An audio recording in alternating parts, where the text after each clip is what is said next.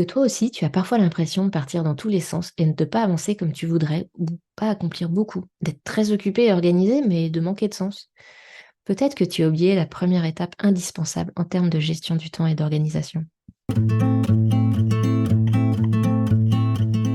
Bienvenue dans la Timonerie, le podcast où on parle gestion du temps, organisation et productivité pour les entrepreneurs soucieuses de leur écologie personnelle.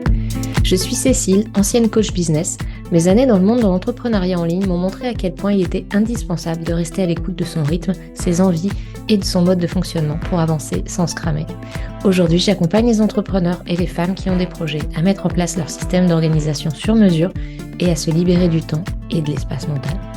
La timonerie sur un bateau, c'est le lieu qui abrite les instruments et appareils de navigation. Et ce que je veux avec ce podcast, c'est te donner les clés pour avancer efficacement et sereinement vers tes objectifs, tout en appréciant le voyage au quotidien. Que tu sois comme moi, de la team très structurée ou à l'inverse de l'équipe super flexible, que tu veuilles bâtir un empire, donner vie à tes 1001 idées ou vivre une vie de slow freelancing en regardant les fleurs ou tes enfants pousser, tu trouveras ici des outils, conseils et partages d'expériences concrets qui te permettront d'avancer en respectant tes aspirations et ton mode de fonctionnement, loin des contraintes et des règles du jeu imposées par les injonctions extérieures.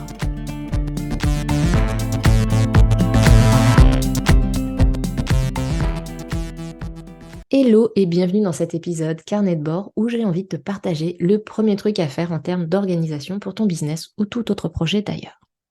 Ce dont je vais te parler aujourd'hui, c'est vraiment l'étape préalable à toute chose en matière de business comme pour n'importe quel projet que tu veux réussir, genre ta vie entière.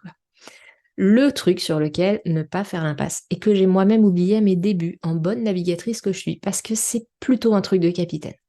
C'est d'ailleurs la première chose sur laquelle je fais travailler mes clientes dans mes accompagnements collectifs ou individuels de reprise en main de son temps. Alors avant de te lancer dans l'organisation, la planification ou même juste dans tes tâches quotidiennes, avant même de te poser des objectifs bien concrets et smart, tu as besoin de poser une intention. Alors petite précision, quand je parle d'intention, je ne suis pas en train de t'embarquer dans un concept New Age ou spirituel. L'intention, pour moi, c'est la direction, ta vision, le cap que tu vas suivre, l'ambiance que tu veux donner à ton voyage. Si tu as suivi les premiers épisodes du podcast, tu sais qu'il faut donc sortir ta casquette de capitaine. La vie qu'on mène, au final, c'est que la somme des minutes, des instants qu'on vit ou qu'on a vécu au quotidien, un peu comme le voyage, et la somme des coups de rame que l'on donne. Donc si on ne veut pas aller dans toutes les directions imaginables, tourner en rond sans s'en apercevoir et arriver à des lieux de ce qu'on aurait aimé vivre, et bien avant de ramer, il faut savoir où on va. Le cap, donc. Le cap ou le phare, c'est pas un objectif du type je veux gagner X 1000 euros l'année prochaine, je veux X 1000 abonnés à ma newsletter, je veux travailler un minimum de X heures par semaine. Ça, c'est très cool d'avoir un objectif avant de se jeter dans un plan d'action, voire dans l'action sans plan. Mais le cap, l'intention, c'est en amont de ça. Parce que quand on ne prend pas le temps de poser en amont ce qu'on veut vraiment, les objectifs, ça peut vite être aliénant, voire chiant, pourri, sans aucun sens. Genre, faire de l'argent et de la croissance pour faire de l'argent et de la croissance, parce que c'est comme ça une boîte. Alors l'intention, moi j'aime bien la choisir pour l'année au feeling, en un mot principal, avec deux mots qui viennent lui apporter une couleur. Par exemple, audace, teintée de rencontre et de kiff. Croissance, teintée de joie et de collaboration. Parce que oui, la croissance, on a le droit, quand ça vient de nous et pas de l'extérieur. Parfois, une image est plus parlante qu'un mot.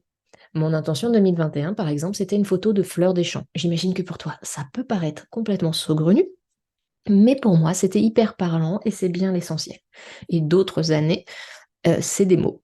Ce qui compte, c'est que tu sentes que ce mot, cette image ou toute autre façon que tu auras d'exprimer ton cap, ton phare, te parle et te donne envie d'y aller. Que ce soit une sensation, une émotion, des valeurs importantes à tes yeux ou quelque chose de plus concret comme un grand projet de vie.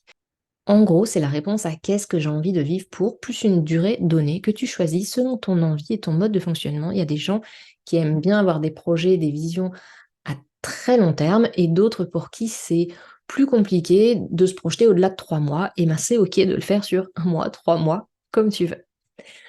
Ensuite, il s'agit de mettre en place pour toi de quoi aller vers ce fameux cap que tu t'es fixé. Ne pas l'oublier en route dans le quotidien et le redécouvrir avec surprise 6 à 12 mois plus tard. Pour ça, quelques façons de faire. Déjà, garde ce cap sous les yeux. Personnellement, comme je choisis un cap à l'année, je prends une image qui le représente plutôt bien et j'illustre mon calendrier annuel avec. Ce calendrier est juste au-dessus de mon bureau, à côté d'une photo dédicacée d'Andrew Scott où mon regard passe souvent, bizarrement. et je ne peux donc pas oublier mon intention. Et j'ai également une feuille dédiée aux 3 mots de l'année dans mon espace Notion, une page Notion. Je la check à chaque fois que je me pose pour prévoir des actions à faire, c'est-à-dire à minima chaque mois quand je fais mon plan d'action mensuel. D'ailleurs, si tu utilises Notion et que tu veux mon modèle pour poser intention, objectif et plan d'action derrière, je te mets le lien vers cette boussole en description. C'est un template gratuit. Et enfin, tu vas, pour ne pas perdre ce cap de vue, le traduire ensuite en objectif concret et même SMART. Je te rappelle que SMART, c'est spécifique, mesurable, acceptable, réaliste et temporel. D'expérience avec les personnes que j'ai accompagnées, j'ai pu constater que le mesurable et le temporel sont souvent oubliés. Donc rappelle-toi de donner un indicateur de mesure qui répondra à la question « Comment saurais-je que j'ai atteint mon objectif ?» Et à quel moment? Une date à laquelle tu vérifieras ça. Et là, tu auras un objectif SMART. Ces objectifs sont autant d'étapes sur la route qui va vers ton cap. C'est des escales en fait.